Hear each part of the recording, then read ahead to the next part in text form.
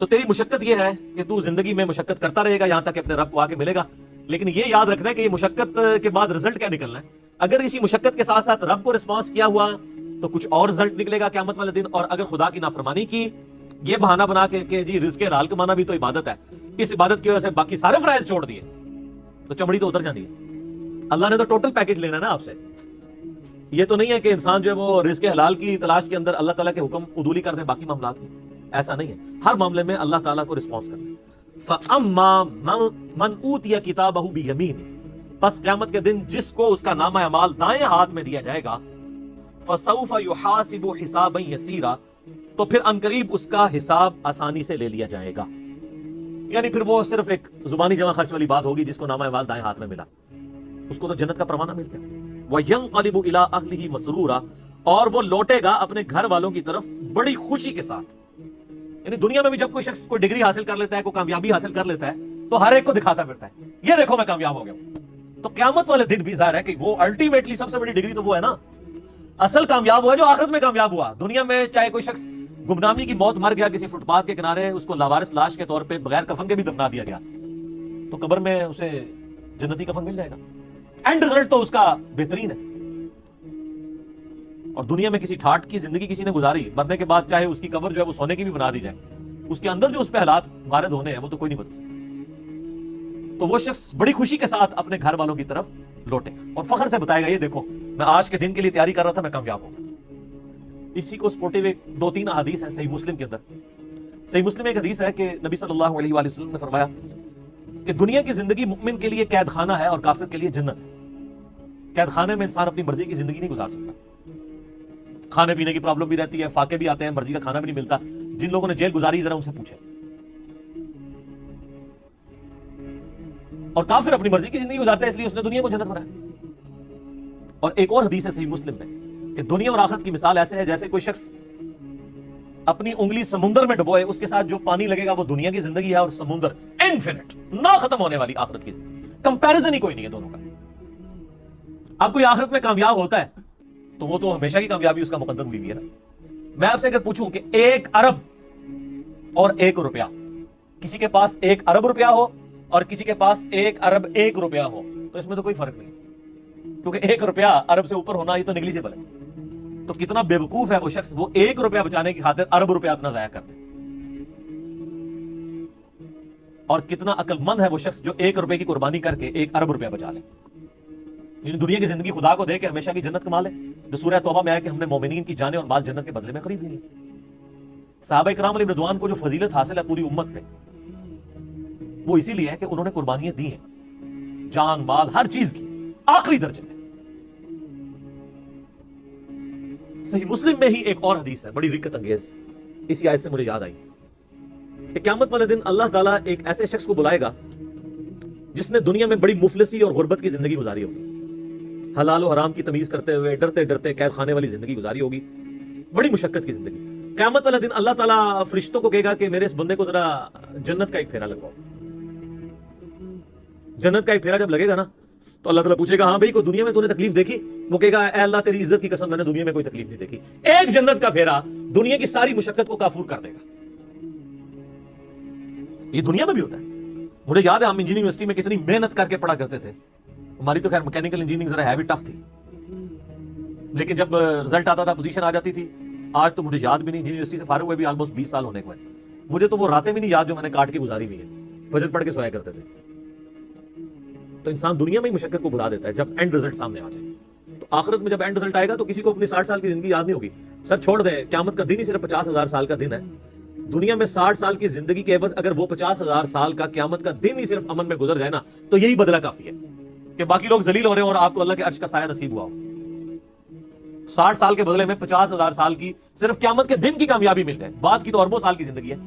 اور دنیا میں 60 سال میں عیاشی میں، اور 60 سال بھی کیا عیاشی کے گزارنے ہوتے ہیں، اس کو بھی آپ نیٹ کیلکولیشن کریں تو چند ایک سال ہی بنتے ہیں۔ سونے کے اوقات نکال دیں، بچپن کے اوقات نکال دیں، اس کے بدلے اور کوئی عذاب نہ بھی ہو، قیامت کے دن کا 50,000 سال کا دن ہی عذاب میں کاٹنا پڑ جائے تو یہی بہت بڑا عذاب ہے۔ اللہم اجرنا من النار، آمین۔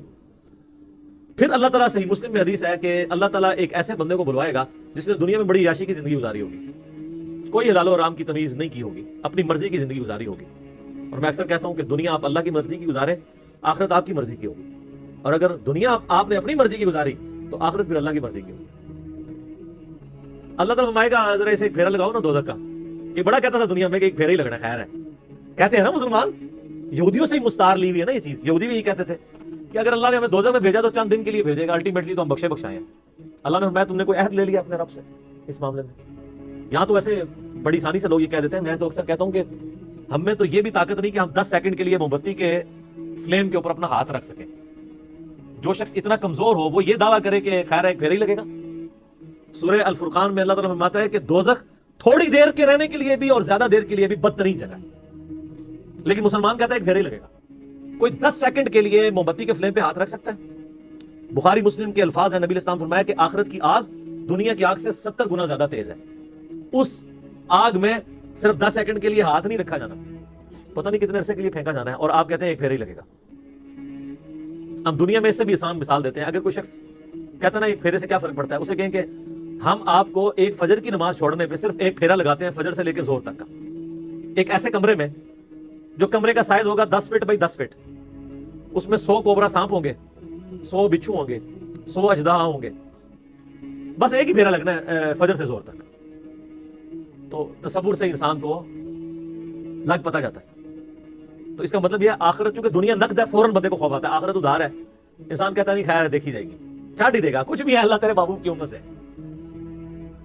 بولے اعوذ باللہ تعالیٰ۔ تو اللہ تعالیٰ صحیح مسلم کے الفاظ ہیں، اس جو بندہ کہتا تھا نا دنیا میں خیر ایک پھیرا ہی لگے گا، اللہ تعالیٰ کہے گا ذرا اس کو ایک پھیرا لگواؤ نا دوزخ کا، بڑی عیاشی کی اس نے دنیا میں۔ جب دوزخ کا ایک پھیرا لگے گا تو اللہ تعالیٰ پوچھے گا ہاں بھائی کوئی دنیا میں خیر دیکھی تو نے؟ کہ اللہ، وہ کہے گا اللہ تیری عزت کی قسم میں نے دنیا میں کوئی خیر نہیں دیکھی۔ دنیا کی ساری عیاشی دوزخ کے ایک پھیرے سے کافور ہو جائے گی، صرف پھیرا۔ ابھی تو پرماننٹلی جو اس نے جانا ہے وہ علیحدہ معاملہ ہے۔ تو یہاں کس طرح لوگ کہہ دیتے ہیں؟ اب اس پورے تناظر میں اس آیت کو اگر آپ سمجھیں کہ جسے دائیں ہاتھ میں نامہ اعمال دیا جائے گا اس کا حساب آسانی سے لیا جائے گا اور وہ بڑی خوشی کی حالت میں اپنے گھر والوں کی طرف لوٹے گا۔ وَأَمَّا مَنْ أُوتِيَ كِتَابَهُ وَرَاءَ ظَهْرِهِ، اور جسے اس کا نامہ اعمال اس کی پشت کے پیچھے سے دیا جائے گا، الٹے ہاتھ میں دیا جائے گا، الٹے ہاتھ میں اور پشت کے پیچھے سے۔ پشت کے پیچھے سے اس لیے دیا جائے گا اس کو کہ جب اس کا نامہ اعمال اس کے الٹے ہاتھ میں پکڑایا جائے گا نا تو اس کو پتہ چل جائے گا میں فیل ہو گیا ہوں، تو وہ اپنا ہاتھ ہی پیچھے کر لے گا۔ یہ تو دنیا تو نہیں ہے نا کہ آپ دھوکہ دے لیں، بچ جائیں۔ دنیا میں تو ٹرین پہ بغیر ٹکٹ کے جو لوگ سفر کر رہے ہوتے ہیں، اگر ٹی ٹی آ جائے تو ایک کمرے سے دوسرے میں چلے جاتے ہیں، یہی کرتے ہیں نا، یا باتھ روم میں جا کے چھپ جاتے ہیں ٹکٹ نہ خریدنے کے لیے۔ تو سر یہ تو اللہ سے کون بچ سکتا ہے؟ کوئی نہیں بچ سکتا۔ تو الٹے ہاتھ میں اسے نامہ اعمال جب اس کے الٹے ہاتھ کی طرف بڑھایا جائے گا نا، وہ کہے گا لو جی مارا گیا، تو اپنا ہاتھ پیچھے کر لے گا، تو پیچھے سے اس کو پکڑا دیا جائے گا۔ وہ تو فرشتے ہیں نا جی۔ اللہم اجرنا من النار، آمین۔ اللہ تعالیٰ ہمیں نامہ اعمال دائیں ہاتھ میں نصیب فرمائے اور بغیر حساب و کتاب میں جنت میں داخلہ عطا فرمائے، آمین۔ فسوف يدعو ثبورا، وہ چلائے گا اور کہے گا ہائے میری موت، ہائے میری موت۔ پھر وہ موت پکارے گا کہ موت آئے تو جان چھوڑ جائے۔ وَيَصْلَىٰ سَعِيرًا، اور اسے بھڑکتی ہوئی آگ میں داخل کیا جائے گا۔ إِنَّهُ كَانَ فِي أَهْلِهِ مَسْرُورًا، بے شک یہ دنیا میں اپنے گھر والوں میں تو بڑا خوش رہتا تھا۔ اچھا اس میں امپلائڈ ہے کہ جو دوسرا ہے نا وہ گھر والوں میں خوش کوئی نہیں تھا، جو جنتی ہے وہ گھر میں نہ خوش ہی تھا، تبھی تو وہ گھر والوں کو جا کے بتائے گا نا کہ دنیا میں تو تم نے مجھے بڑا تنگ کیا ہے، دیکھ لو آج میں پاس ہو گیا ہوں، ورنہ تو وہاں بھی آتا کہ وہ دنیا میں بڑا خوش تھا گھر والوں سے۔ جو دوستی ہے نا اس کا ذکر ہے کہ وہ گھر میں خوش تھا دنیا میں، اور اب گھر والوں کے آگے جا کے روئے گا کہ تمہاری وجہ سے میں نے حلال اور حرام کی تمیز گوا دی، آج دیکھو میں مارا گیا ہوں۔ لیکن اس وقت رونے پیٹنے سے فائدہ کوئی نہیں ہونا۔ وہی اولاد جس کے لیے اس نے دنیا میں مشقت اٹھائی تھی اور دنیا میں عیاشی کی زندگی ان کو گزارنے کے لیے خود حرام کی کو جو ہے وہ کمایا تھا، مارا جائے گا۔ اب دیکھ لیں اللہ تعالیٰ کہ وہ دنیا میں بڑا خوش تھا اپنے اہل و عیال کے اندر۔ یہ حقیقت بات ہے، جو دین کے راستے پہ چلے نا جی سر، دنیا اس کی پھر آسان نہیں ہوتی، ورنہ انبیاء کرام علیہ السلام کی دنیا آسان ہو جاتی۔ یہ جو دعا بھی کی جاتی ہے نا ربنا آتنا فی الدنیا حسنہ وفی الآخرۃ حسنہ وقنا عذاب النار، اس حسنہ سے قطعاً یہ مراد نہیں ہے کہ آپ دنیا سکون کی آپ کی گزرے گی، اس حوالے سے کہ آپ کو دنیاوی نعمتیں ملنے گی، نہیں۔ صرف یہ ہوگا کہ دنیا میں جو تکلیفیں آئیں گی نا وہ برداشت کرنا آسان ہو جائیں گی، تکلیف سے کسی کو چھٹکارا نہیں ہے۔ وَلَنَبْلُوَنَّكُمْ بِشَيْءٍ مِّنَ الْخَوْفِ وَالْجُوعِ وَنَقْصٍ مِّنَ الْأَمْوَالِ وَالْأَنفُسِ وَالثَّمَرَاتِ، ضرور آزمائیں گے، تھوڑے سے خوف سے، بھوک سے، جان اور مال میں نقصان سے۔ تو اللہ تعالیٰ ماتا ہے کہ یہ دنیا میں بڑا عیاشی میں تھا۔ إِنَّهُ ظَنَّ أَن لَّن يَحُورَ، وہ تو دنیا میں خیال کرتا تھا اسے لوٹ کے گویا اللہ کے پاس آنا ہی نہیں ہے، باقی ہمارے مسلمانوں کی اکثریت بھی ایسی زندگی گزاری ہے گویا کہ اللہ کے سامنے پیش ہی نہیں ہونا. بلے شاہ سا مرنا نہ ہی گور پیا کوئی اور. کتنے جنازے اٹھاتے ہیں یہ کبھی تصور نہیں آتا. حسن بصری فرماتے ہیں رحمہ اللہ تعالی، تابعی ہیں، حضرت سیدنا حسن ابن علی کے شاگرد بھی ہیں. وہ کہتے ہیں کہ میں نے صحابہ کرام کا زمانہ ایسا پایا کہ میت جب اٹھتی تھی نا تو ہر شخص ہی رو رہا ہوتا تھا. نئے آنے والے بندے کے لیے مشکل ہوتا تھا کہ میں تعزیت کس سے کروں، کہ ان میں سے کون ہے بندہ جس کا رشتہ دار مرا ہوا ہے. ہر بندہ ہی رو رہا ہوتا تھا اس لیے کہ وہ اپنی قبر کو یاد کر رہا ہوتا تھا. تو نئے بندے کے لیے تعزیت کرنا مشکل ہو جاتی تھی کہ مریا کے دعوی چوں سارے ہی رو رہے ہوتے تھے. ظاہر ہے جی صحابہ کا زمانہ، نبی الاسلام سے متصل انہوں نے حضور کی صحبت کی ہوئی تھی. صحیح مسلم میں حدیث ہے کہ عبداللہ بن عمر کہتے ہیں کہ نبی الاسلام نے میرے کندھے پہ یوں ہاتھ رکھ کے نا جھٹکا دیا اور فرمایا کہ عبداللہ اپنے آپ کو مردوں میں شمار کرنا، زندوں میں نہیں. تو وہ تو ہر وقت جان ہتھیلی پہ رکھ کے پھر رہے ہوتے تھے. صحیح بخاری میں حدیث ہے، آپ ایک چوراہے سے گزرے، کچھ لوگ ہنس رہے تھے صحابہ میں سے، آپ رک گئے، آپ نے فرمایا کہ جو میں جانتا ہوں اگر تم جانتے تو بہت کم ہنستے زندگی میں، زیادہ روئے کرتے.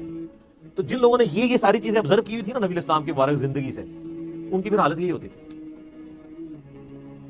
تو انسان کو یہ کبھی گمان ہی نہیں ہوتا کہ اس نے لوٹ کے بھی اللہ کے پاس جانا ہے. بھلا کیوں نہیں، ان ربہ کان بہ بصیرا، بے شک تیرا رب تو خوب دیکھ رہا تھا جب وہ اعمال کر رہے تھے. دنیا میں بے شک جتنی بڑی یاشی کی ہے وہ کہیں نوٹ ہو رہی تھی، تیرا رب دیکھ رہا تھا. اور وہ رب کا ہی حوصلہ ہے کہ دیکھ رہا ہے اور ڈھیل دیتا رہتا ہے، لیکن جب پھر کھینچے گا نا تو پھر کسی کا لحاظ نہیں ہے. بخاری مسلم کی حدیث ہے، اے میری بیٹی فاطمہ، میرے مال سے جو کچھ لینا ہے لے لے، اگر اللہ نے تجھے پکڑ لیا قیامت کے دن میں تجھے اللہ سے چھڑا نہیں سکوں گا. اے میری پھپھی صفیہ، میرے مال سے جو لینا ہے لے لے، اگر اللہ نے تجھے پکڑ لیا تو میں اللہ کے حضور تیرے کچھ کام نہیں آؤں گا. اے میرے چچا عباس، ایک ایک رشتہ دار کو آپ نے، پھر آپ نے کہا اے بنو ہاشم، میرے خاندان کے لوگوں. آپ لوگ کہہ رہے ہیں کچھ بھی ہے تیرے محبوب کی امت سے ہے، اور محبوب کے جو رشتہ دار ہیں خونی رشتہ دار، ان کو حضور کہہ رہے ہیں کہ میرے مال سے جو لینا ہے میں تمہیں دے سکتا ہوں، اگر اللہ نے پکڑ لیا تو میں تمہارے کچھ کام نہیں آؤں.